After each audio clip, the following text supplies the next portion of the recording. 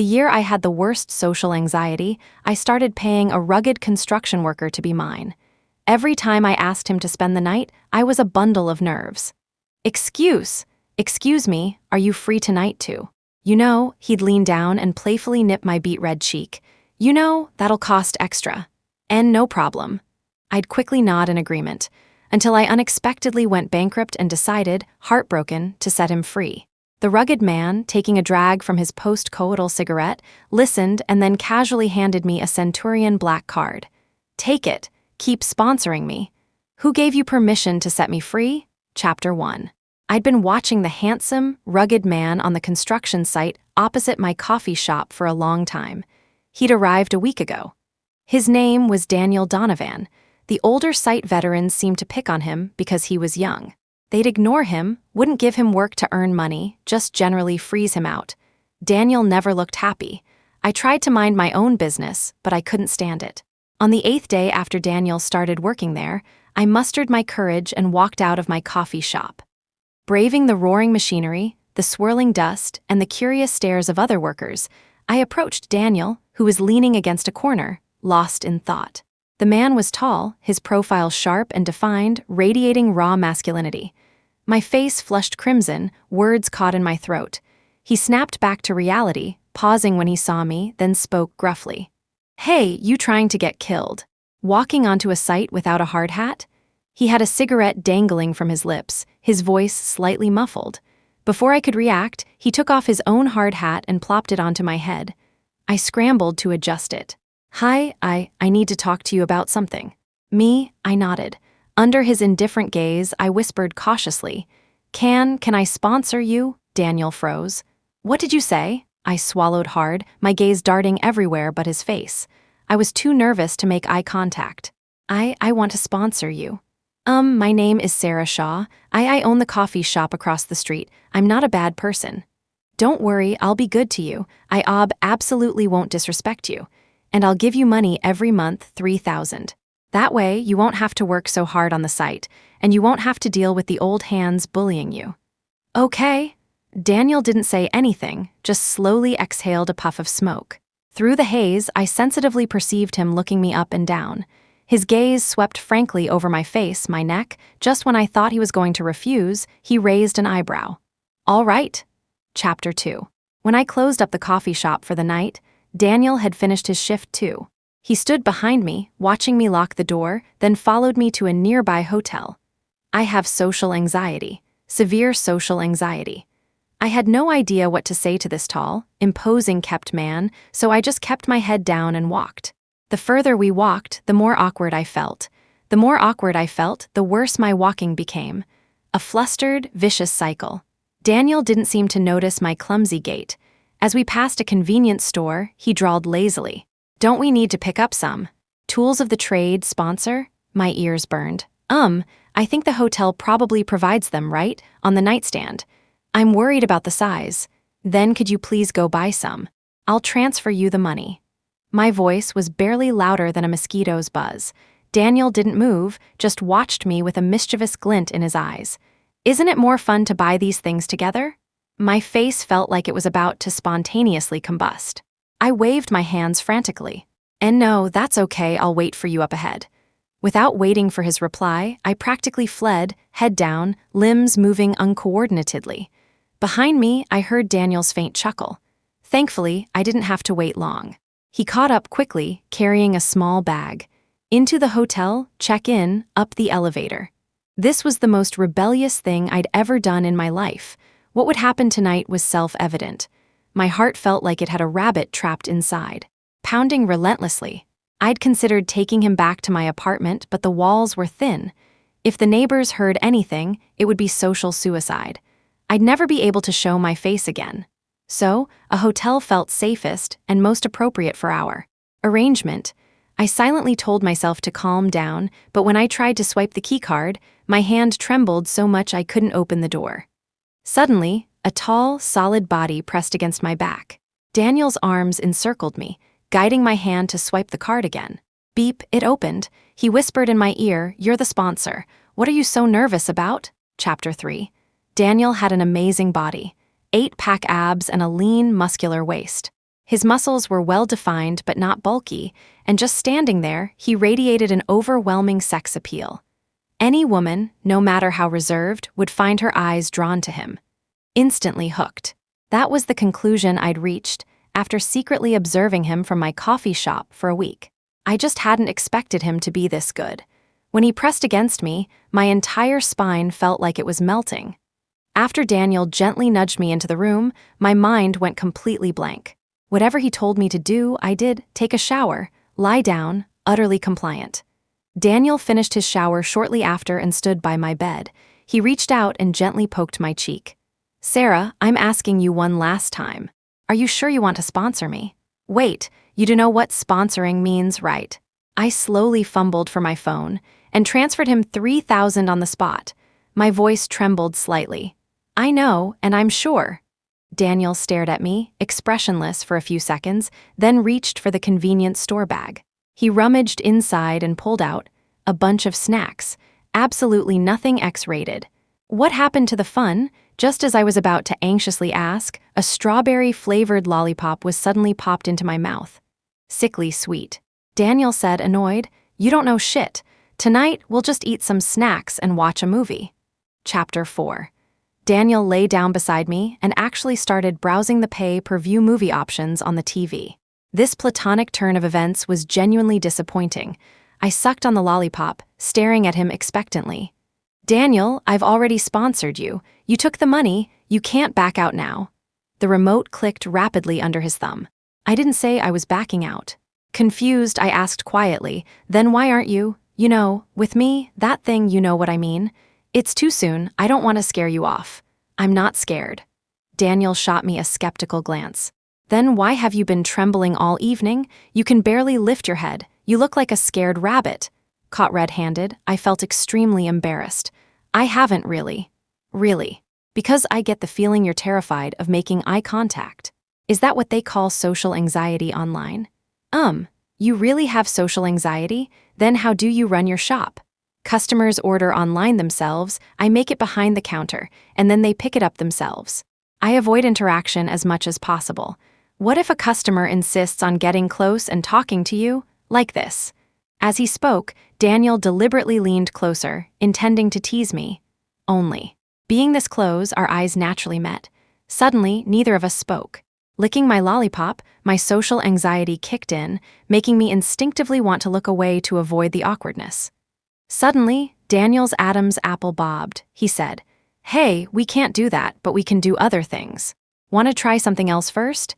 I noticed his gaze fixed on my mouth. Mustering my courage, I tilted my chin up towards him. "Why, yes, I do." Then, the lollipop was pulled from my mouth. The candy bumped against my front teeth, and just as I was about to yelp in pain, a shadow fell over my face. The sound of pain was smothered. Chapter 5. Initially, Daniel's kissing technique was surprisingly tentative. Of course, I didn't notice, because I was even more inexperienced. But very quickly, Daniel got the hang of it. He cupped the back of my head with one hand, his lips moving against mine. We both used the hotel's complimentary shower gel. We smelled exactly the same. Warmed by his high body temperature, it was utterly intoxicating.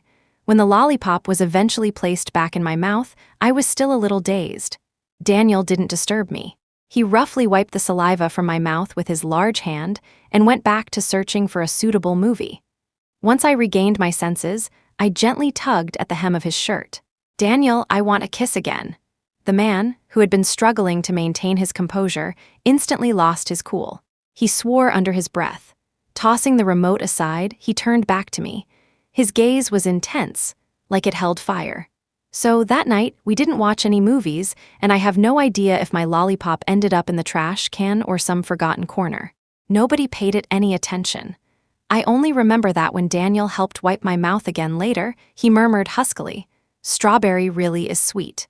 Although we ended up just talking chastely under the covers, I was deeply satisfied and shy about how things had progressed. Sitting in my coffee shop, I touched my still slightly swollen lips and looked happily across at the construction site. Dust filled the air. I couldn't see Daniel, but I didn't mind. I sat there, imagining the shape of his muscles bulging as he worked. Suddenly, my phone, usually on silent, vibrated with an incoming call. One look at the caller ID, and my mood instantly plummeted. I stared at the phone anxiously until the caller gave up and hung up. I don't know how much time passed. Knock, knock. Someone tapped casually on the coffee shop's glass window. I looked up and met the eyes of my rugged kept man. Chapter 6. Daniel was covered in dirt and specks of cement, practically radiating heat after being out in the sun. So he didn't come inside, just asked through the glass. "What's wrong? You look unhappy. Weren't you satisfied with my service last night?" I shook my head. "No," but his mention of last night sparked an idea. I stammered, Are we on for tonight?" He glanced at me, deliberately asking, "On for what?"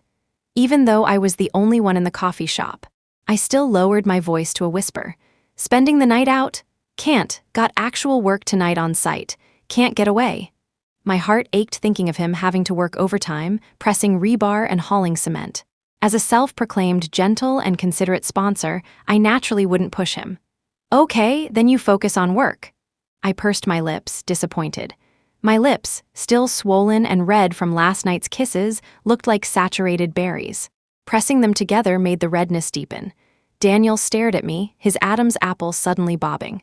"Come out here for a second." "Huh? Oh." Thinking he found talking through the glass inconvenient, I obediently got up and went outside to stand beside him. "What's up?" The man didn't speak.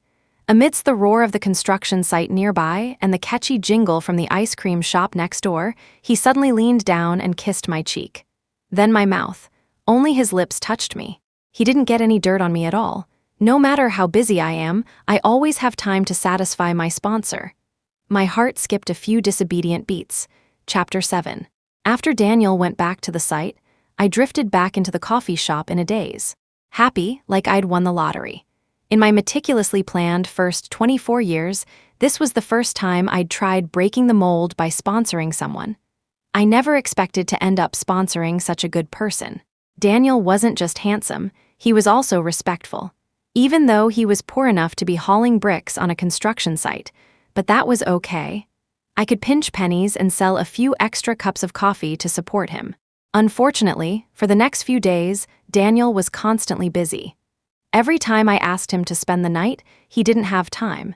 He could only occasionally spare a moment to come to the coffee shop door for a quick kiss. And Daniel said the site was dangerous, told me not to just wander in looking for him, and that he'd find me after work. Honestly, this strange dynamic, anyone who didn't know better would think I was the kept one, spending all day gazing longingly, waiting for my sponsor to appear. After this happened several times, even with my mild temper, I started to get a little annoyed. I'd already given him the 3,000. 2 weeks had passed with nothing more than kisses. It felt like a bad deal.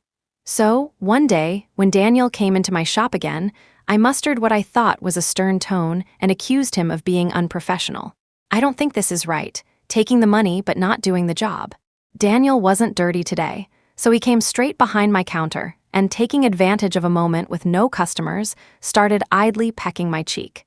He seemed to really enjoy kissing me, especially my cheeks. Each kiss left 2 small marks that faded quickly, but he seemed to find endless amusement in it. Hearing my complaint, the man drawled roguishly, "What are you muttering about like a mosquito over there?" "Speak up," I raised my voice righteous. "Daniel, I think we need to have a serious talk." "Talk about what?" Since you've already accepted the money but haven't fulfilled the duties of a kept man, there should be a deduction." Daniel raised an eyebrow. He leaned closer, studying me intently. "Sarah, who said you were timid? This seems pretty bold to me." "Hey, I suddenly have a question. Why did you want to sponsor me?" Being stared at and teased like this is a nightmare for someone with social anxiety. I avoided his gaze, embarrassed. "I thought you were good-looking, had a great body, just my type. And you give me a sense of security, like I can finally have something that belongs just to me." I mumbled the last part very quietly. He probably didn't hear it. "Oh, so basically you're just thirsty for me, huh?" "Yeah." I didn't deny it, my face burning. I was definitely thirsty for him. "So, are you free tonight too, you know? And I don't mean kissing." Daniel leaned down and playfully nipped my beet red cheek. "You know, that'll cost extra." "And no problem." I nodded eagerly. Daniel let out a low chuckle. "All right, I'll be done with work tonight, so." Unfortunately, a customer walked in just then. Daniel didn't finish his sentence. He let go of me, leaving behind an ambiguous remark. So tonight, I won't be treating you to snacks. We'll have something else. Chapter 8. That evening, Daniel and I walked towards the hotel, one slightly behind the other. This time, the contents of the convenience store bag he carried were definitely not snacks. They were actual tools of the trade. Daniel had dragged me into the convenience store and bought them himself. Extra large, ultra thin. Those naughty words combined with Daniel's deliberately low, teasing voice bombarded my brain. My eyes widened, and I quickly darted away. Whipping out my phone, I repeatedly opened and closed random apps, pretending to be busy. Right. If I don't make eye contact, no one can see me. I didn't buy them. I'm just passing through. I frantically tried to reassure myself. But I still felt like the convenience store clerk, and other customers were secretly staring at me, including passers-by, the hotel receptionist. It wasn't until we were inside the room that I let out a breath of relief, feeling liberated. Daniel, I'm going to take a shower first. Hold on, no rush. I looked back at Daniel, confused. Is there something else? Of course there is. The man casually pulled off his shirt. Smooth, lean muscle definition, hair slightly messy from static electricity. Top-tier male eye candy, right before my eyes. The last time we stayed over, he only kissed me. He hadn't taken off his clothes. I could only sneak cautious glances. So his action today was like an unexpected bonus. It completely captured my attention. Daniel stared at me intently, his gaze heavy. How can I let my sponsor shower alone? Would you like me to provide a personal bathing service? What happens when two people shower together? It goes without saying. I swallowed hard, a shiver running through me. Chapter 9. The hotel bathroom. Steam filled the air, hot and stifling. After the intense embarrassment came an intense daze, like drowning in the thick air. Several times I nearly slipped and fell, only to be caught just in time. Daniel certainly lived up to his construction worker reputation, hauling cement and pressing rebar all day. His stamina was truly astounding. Thankfully, the hotel's hygiene standards were good. Otherwise, I would never have agreed to certain locations, like the window ledge. By the time I was cleaned up and placed back on the bed for the second time, I hadn't even caught my breath properly, my eyes struggling to focus. When a certain someone slipped his hand under the covers, I flinched reflexively. Looking up at this tall-kept man with pleading eyes, I whispered, "Daniel, I want to sleep." Daniel seemed to have developed a taste for it. But seeing my pitiful state, he didn't push further. He lay down beside me and asked, "All right, so were you satisfied with my service today?" I nodded shyly. "Very satisfied. I'll add the extra money right now." Daniel chuckled softly. He leaned closer to kiss me, murmuring, "How can you be so cute? So how much extra are you planning to give me?" I pulled out my phone and transferred the money right in front of him, very seriously. I asked around. The male escorts at that high-end service on the next street charge $60 for a session, $90 for overnight. You're better than them, so I'm giving you $100. Isn't that a nice round number? Daniel's expression froze for a moment, then he finally ground out one word through clenched teeth. Great. Chapter 10. After that night, I felt slightly less awkward and socially anxious around Daniel. But I still felt inexplicably nervous in his presence. I didn't know why. Daniel was clearly just a worker who spread cement all day, yet I always sensed a strange aura about him. A subtle sense of authority, like someone used to being in charge. Similar to the wealthy entrepreneurs I saw on financial news programs, but he was slightly different. Daniel had a casual, roguish edge that those elite types lacked. He wasn't so aloof and untouchable. Also, when we checked into the hotel, I needed his ID. I saw his age was only 22. What a shame. If he hadn't been forced into the workforce, he should be a college student getting ready for an internship. It made him hard not to like, hard not to pity. Thinking about the intoxicating events of that night, the firm, sexy lines of his muscles, the heat of his body, I licked my lips, huddled behind the counter, and sent him a message. "Daniel, are you free for, tonight?" It took him a long time to reply. "Nope. How about just kisses?" "Nope to that too. I'm not on site lately." This kept man was getting a bit disobedient. He didn't even report his recent schedule changes to his sponsor beforehand. I immediately feigned a small burst of anger. "Where did you go then? Why didn't you tell me?" "Went out of town to sign a contract. attend a meeting. User retracted a message. He suddenly retracted the message. But I'd already seen it. Curiously, I asked, meeting, contract, what kind of meeting, what contract? Has the cement spreading industry gotten that high tech now? There was a pause before he typed back. Yeah. Signing a contract means finding other jobs. It offers security. Otherwise, you worry about unscrupulous foremen withholding wages. The meeting was to discuss how to lay cement more efficiently and save time, how to haul bricks to earn more money. I marveled, I see. So how long until you're back? Daniel replied, about a week. Wait for me. Okay. Sarah, while I'm gone, you're not allowed to sponsor any other men. I'll ask the site gatekeeper when I get back to see if you've been misbehaving. There was a strange feeling of being managed by my kept man. The roles felt reversed. I scratched my cheek. Got it. Chapter 11. While Daniel was away, I kept busy at the coffee shop during the day. At night, we'd exchange messages. We rarely talked on the phone. Because of my social anxiety, I never knew what to say on calls, making me feel very awkward. Daniel was very understanding. He simply teased me through text messages. Life was filled with uncertain anticipation. Everything seemed to be heading in a positive direction, until the day Daniel returned. I was planning to close the shop early to go out with him for the night, but an unexpected visitor arrived. My adoptive father, George Miller. Seeing there were no customers, he immediately started lecturing me. Sarah, I said a few words to you, and you just stopped coming home. Did you really need your father to personally come and invite you before the holidays?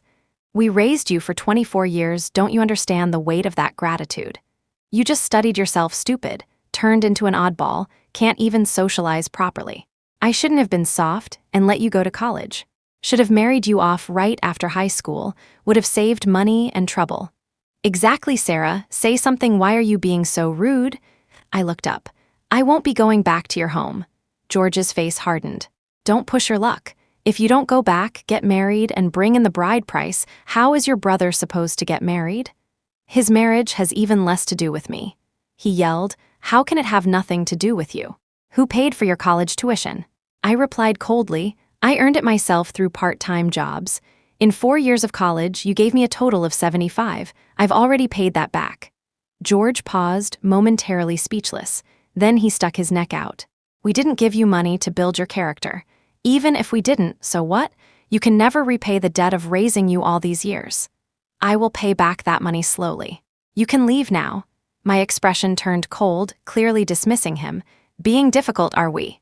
When we get home, I'll lock you in the dark room again. Come here. George swore and strode forward to grab my arm. I instinctively tried to dodge. The next second, George was kicked away, crashing into a table and chairs with a clatter. Hey, I told you to get lost, didn't you hear me? Daniel's voice, filled with controlled anger, rang out, heavy with pressure. Chapter 12. My adoptive father was thin and wiry.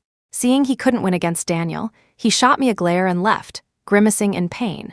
He was still muttering curses under his breath. Naturally, Daniel responded with a middle finger. And me, I stared blankly at the tall man. Daniel was dressed unusually today.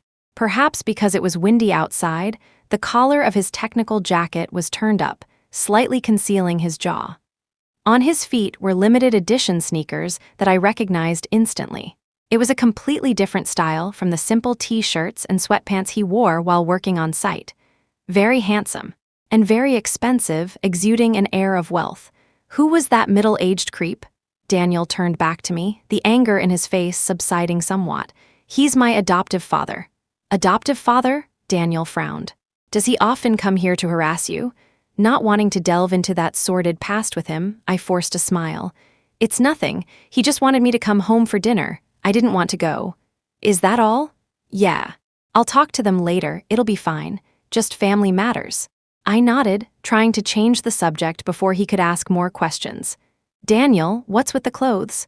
I think I've seen this brand of jacket online. It costs 4, maybe even 5 figures. Those shoes must be expensive too, right? I thought you didn't have any money. The man, whose hand had just rested on my waist, stiffened unnaturally. He gave a tactical cough, his eyes shifting away. All right, of course I don't have money. I was working out of town, remember? Happened to be near a wholesale market. They sell all kinds of high-quality knockoff designer clothes and bags, really cheap. To avoid being looked down upon by shady foremen and bosses, all of us guys bought some knockoffs to look the part. Look at the quality, only cost a few dozen bucks. I touched his jacket, half convinced. Really? Do they have an online store? I'd like to buy one too. I'll get you the link later. Daniel mumbled, leaning down to kiss me. Forget the clothes. Kiss me first. Haven't seen you in a week. I need to take good care of you today. All my suspicions were immediately interrupted by the kiss. Daniel, let's go to my place tonight. Chapter 13. That day, I boldly brought Daniel back to my apartment. Save where you can, spend where you must. Hotel rooms were getting expensive. Besides, after spending this much time together, Daniel seemed like a decent person, despite being my kept man. I trusted him. Daniel didn't say much. Except that night, he pinned me to the small bed in my bedroom and had his way with me. Luckily, my neighbors were away for a few days. Otherwise, the creaking bed and muffled sobs would surely have alarmed them. For 2 consecutive days, Daniel and I were holed up in my apartment. I didn't open the shop, he didn't go to work. His explanation for this was, the project just finished, no work right now. The new job doesn't start until next month. I didn't know any better. So I didn't question it. I just reached for my phone with trembling hands, intending to transfer him money, but before I could confirm, he snatched the phone away. No need, consider all that. Free service? Free? I met Daniel's gaze through wet eyelashes. He smirked. Yeah, free. I practiced just for you for a long time. I was a little surprised. Then waves of embarrassed pleasure washed over me. I hooked a finger around his hand, which rested casually on the bed.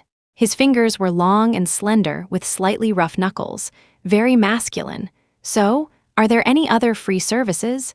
Daniel made a tusk sound, his eyes suddenly darkening, filled with a thick desire. Of course there are. By the time I returned to the coffee shop, my legs felt like jelly. Daniel had gone back to the site. We had arranged to have dinner together that evening. Having dinner, such an intimate activity.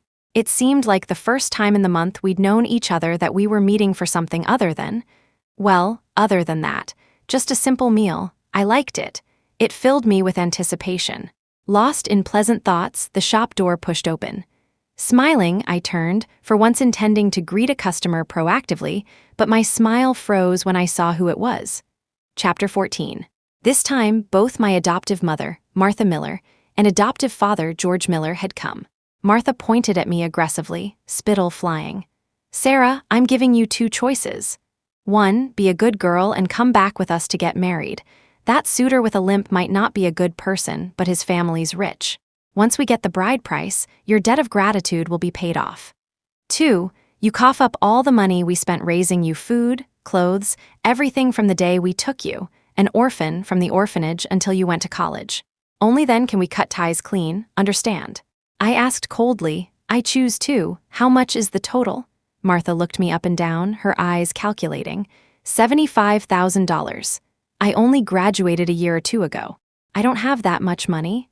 I know you don't, but I've done my homework. You snagged this shop cheap. Once that big mall across the street is built, the value of this location will skyrocket. $75,000 will be nothing. Speaking of which, you oddball actually have quite the business sense. Martha rolled her eyes, continuing as if bestowing a great favor. So, sign this shop over to me for free and we'll call it even. After a long silence, I nodded. Fine. But we need to sign an agreement, written down clearly in black and white, and have it notarized. No problem, Martha was overjoyed and reached out to pat my shoulder affectionately. But I dodged her touch. I am an orphan. When this couple adopted me from the orphanage, I naively thought I was the luckiest child alive. I never expected the entire family to be rotten. The man was hypocritical, the woman shrewish, and their biological son, David, was a good-for-nothing. They adopted me initially just so George could gain a good reputation at his job and get promoted. They were decent enough to me then. Later, after George was fired for gambling and misconduct, I became superfluous. Any little thing that went wrong, or if I did something they didn't like, I was met with either verbal abuse and beatings or locked in the small dark room. This made me inept at socializing, increasingly quiet and socially anxious.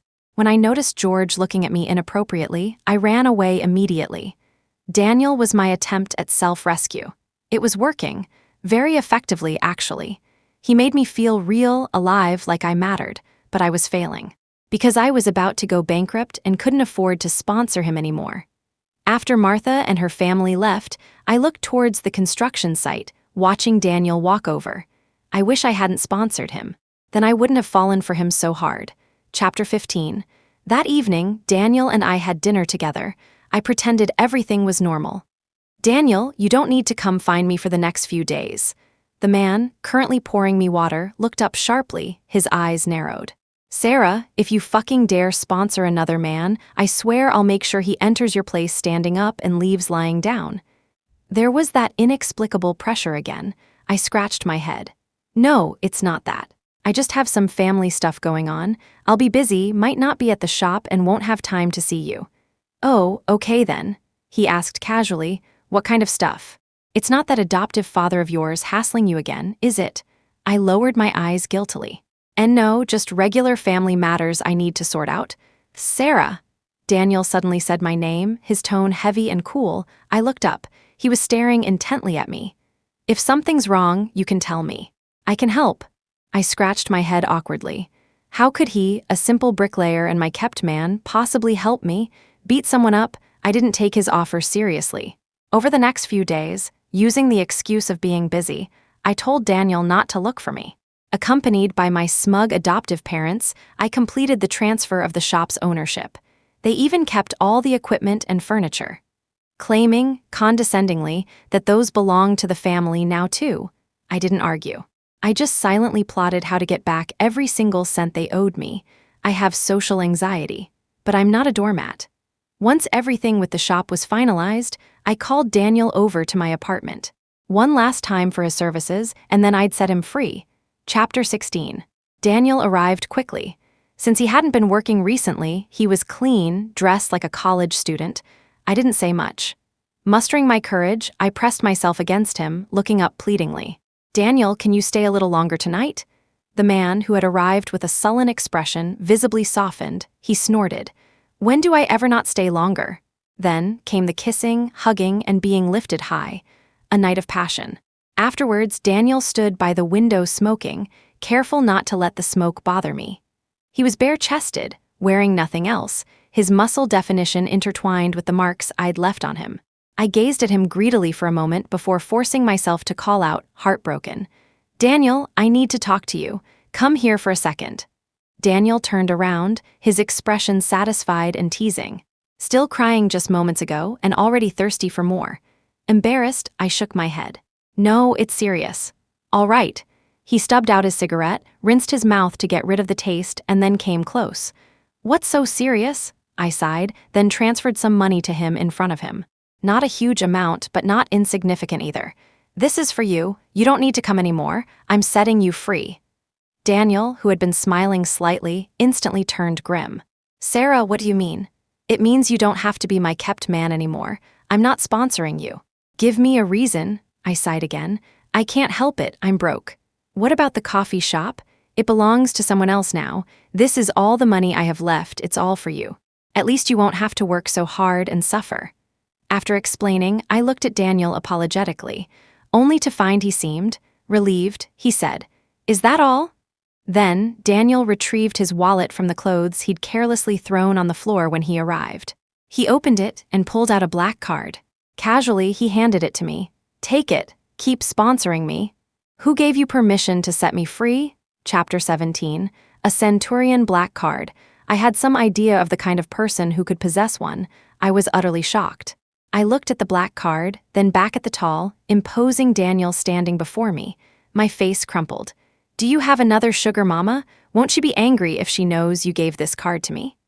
Daniel let out a sound that was almost a laugh. Yeah, you take it. I'll earn money from other sugar mamas to support you. But no buts, sleep. Tomorrow you take the card and spend whatever you want. Buy a plane if you want. Basically, do whatever you like, except you can't sponsor other men. Daniel ruffled my hair affectionately, wrapped his arms around my waist, turned off the light, and pulled me into bed. I wanted to ask more questions, but couldn't open my mouth. My heart felt both sweet and heavy. Sweet because I could still be with Daniel, heavy because he was sacrificing so much for me. When I woke the next day, Daniel had already left, saying he had things to do. Before leaving, he uttered a strange sentence: "Just rest at home for a few days, and everything will be fine." Thinking he was referring to certain activities, I blushed and nodded in agreement. But a few days later, I suddenly heard that my adoptive family seemed to be in deep trouble. My adoptive brother, David, had somehow picked up our father's bad habit and racked up huge gambling debts. To save their only son, my adoptive parents sold their house, their car, and even the shop they had just taken from me. It turned out the shop was sold at a very low price to a single, mysterious buyer. After scrambling, George and Martha finally gathered enough money to pay off the debts and save their son. Penniless, they thought of me again. But when David came looking for me, he somehow fell and broke his leg on the way. When George came looking for me, he somehow fell and broke his arm. When Martha came looking for me, she discovered George, despite his broken arm, was planning to meet another woman at a hotel. Chaos ensued, utter mayhem. Later, they consulted a fortune teller who told them our fates clashed and they needed to stay far away from me to ensure their family's safety. I knew something was wrong lately. It was all because of that little bitch Sarah. My adoptive parents quickly took their son back to their hometown, hoping to escape my supposed bad luck. But because they were broke, the family foolishly listened to a fellow villager's tall tale about getting rich quick abroad. They lost contact the day they landed. I, who hadn't even had a chance to enact my own revenge, was somewhat stunned. When Daniel handed me the property deed for the coffee shop, now back in my name, I was even more bewildered. Chapter 18. Take it. From now on, you can make money here peacefully. And sponsor me. I was still reeling. The Daniel in front of me was the same Daniel, yet somehow unfamiliar. You helped me, didn't you? Touched. A kept man as good as me is hard to find. Come here, kiss me first. I didn't move. Then you're not really a construction worker, are you? Daniel cleared his throat softly. Well, I went to the site looking for you yesterday. I asked a random worker where you were, and he said young Mr. Donovan hadn't been around for a couple of days. Young Mr. Donovan. That's you, isn't it? And I checked. The company that owns that big mall is headed by a well-known entrepreneur named Donovan. Judging by his age, he must be your father. Daniel looked at me, tentatively touching my hand. When I didn't pull away, he immediately scooped me into his arms, holding me tight, kissing me, nuzzling me, an almost uncontrollable physical affection. It's me. My parents, Arthur and a leaner Donovan, thought I was getting in the way at home. They insisted I go get some experience on one of our family's construction sites for a month or two, so I wouldn't disturb their lovey-dovey time. I didn't tell you my identity at first because, well, the way you just came up and offered to sponsor me was genuinely adorable. Later, I just didn't know how to tell you. I was afraid you'd stop sponsoring me if you knew. On a side note, Sarah, you've gotten much bolder. You even dared to talk to a stranger. Keep doing that. I was kissed until I felt breathless, my voice tinged with moisture. Then why did you agree to be sponsored in the first place? Didn't you find it insulting? Insulting? Bullshit. Sarah, there's something I don't think I ever told you. I asked, what is it? Daniel stopped kissing my face and lips, shifting instead to kiss my forehead. A kiss on the forehead, signifying cherish and respect. His voice was deep. I like you. The first time I saw you, when I was passing by your coffee shop on my way to the site, I liked you then. I just didn't dare approach you abruptly. You seemed a bit timid, and I was afraid of scaring you. We locked eyes, my heart pounding like a drum. Then I'm really lucky. Daniel held me close, saying solemnly, you've always been lucky, Sarah, and you're going to be even luckier. The very next day, Daniel took me to meet his parents. They were the kindest older couple I had ever met. Although wealthy, Arthur and a leaner Donovan were good-hearted, clearly in love, and promptly gave Daniel a playful kick. Because, in a moment of passion the night before, he had bitten my neck. The teeth marks looked alarming. They thought I'd been mistreated and swore they would stand up for me. In short, I had Daniel, and I had a family. End of main text.